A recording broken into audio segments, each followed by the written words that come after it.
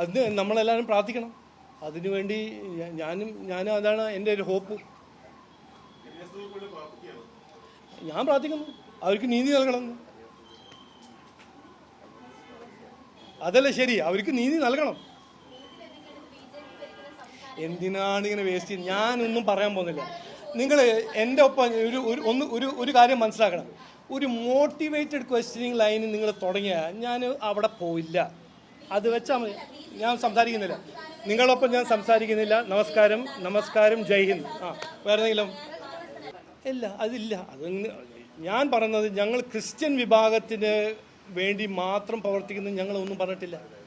എല്ലാവരോടൊപ്പം എല്ലാവർക്കും വേണ്ടി പ്രവർത്തിക്കുന്ന പാർട്ടിയാണ് ഞങ്ങൾ പറയുന്നത്. അതങ്ങനെ ചെയ്യുന്നു. ഇനിയിപ്പോൾ പിന്നെ ജമാഅത്തെ ഇസ്ലാമി ആൻറ്റി സെക്യുലർ പാർട്ടിയാണ്, അതുകൊണ്ട് രാഹുൽ ഗാന്ധി ഇവിടെ കോൺസ്റ്റിറ്റ്യൂഷൻ വേവ് ചെയ്യാൻ പാടില്ല എന്ന് നിങ്ങൾ പറയുന്നുണ്ടോ? അതെന്താ പറയാത്തത്? ഇവിടെ ഇന്നലെ ഫാസിസം, ഡൗൺ വിത്ത് ഫാസിസം എന്ന് പറഞ്ഞ് നിൽക്കുന്ന ജോൺ ബ്രിട്ടാസ് ഹോർഡിങ് നിൽക്കുമ്പോൾ അവിടെ തൃശ്ശൂർ നോർത്തിൽ നമ്മളെ പ്രവർത്തകനെ അടിക്കുന്ന സീൻസ് നിങ്ങൾ അതിനെക്കുറിച്ച് ഹിപ്പോക്രസി ഏറ്റത്താപ്പ് എന്താ പറയാത്തത്?